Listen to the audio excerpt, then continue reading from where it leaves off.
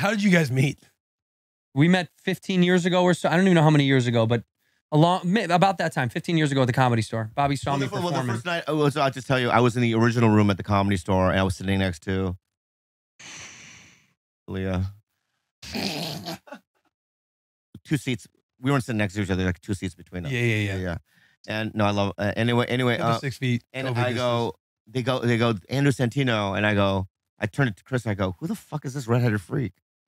I mean, he's a freak of nature. Mm-hmm. He's so ugly, you know. Mm-hmm. Yeah. And I go, what is this? He has a little dick, right? And Delia's like, shh, right? He goes up, as soon as he opened his mouth, I turn to Delia and I go, yeah, he's good.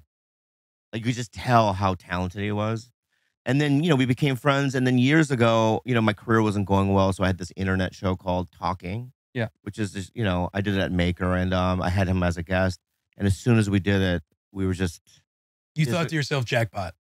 Yeah, not at the time, but I just remember we had good chemistry, and then we would pod this and that. I have it with only one other person, Theo, and I, have a good rhythm. But him and I are better. Like, there's something about, because he's so like nasty and mean, and Yep. Right. Yeah. And just like kind of ugly, Mm-hmm. Yeah. And I'm cute as fuck. Yeah. Really, right? Yeah. Like I test well. Validation. Right? Yeah. Yeah. Our rhythm we just knew our rhythm was good when we did the old show together. And then what really happened was I would do fill in for Tiger Belly sometimes when he was gone. So Kalila and I would do the show together, or I would be a layered guest. And when I did my show, Whiskey Ginger, when I started my own podcast, as we were growing, the shows, when he was gone, and then when I would come back, Kalila would always say, why don't you guys do more together? And then we had joked about doing it. We actually joked about it a few times, being like, we will just do a show. And then the truth is, Bobby's dad died, and he relapsed. And when he relapsed, we had like a heart-to-heart moment. And he was like, I want to change my life around when I get out of rehab. And I really want to like start this thing with you. I think we should actually do it instead of talk about it. So when he got out of rehab, we started the show. And then I relapsed again. And he relapsed again, twice. Yeah. Then. And I had poo. Remember the poo? We were in Mexico. He relapsed, and I went to go try to find him because I was concerned, because I had heard that he was drinking, because he stole alcohol from the bar. Yeah. And he went up to his room, and I was banging on his door, and he answered the door naked, and he had poop all over his hands.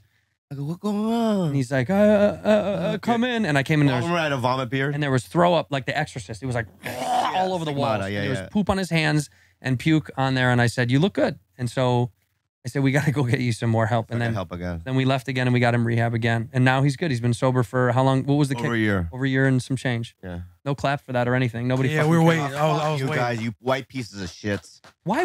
They're white. Yeah, why you gotta come at my guys? That guy's Puerto Rican. What the fuck is wrong with you? You are? Yes. Yeah, it's crazy. Oh, my bad. I'm sorry. Puerto Rican kid. Yeah, your guy here did an Asian accent, said hi to all. You wanted me to do that? That was based upon request. I love you, dude. That's really what happened, though. Is that when he got clean and we started again, and then we've been together ever since. I've supported him through his down times like that, and we got to, we got to keep going. Could I just say? I want to say one thing. I want to say, rarely do you find people, especially in the comedy business, that will come, will be there for you 100%. And Andrew is like that. It really makes me want to cry, dude.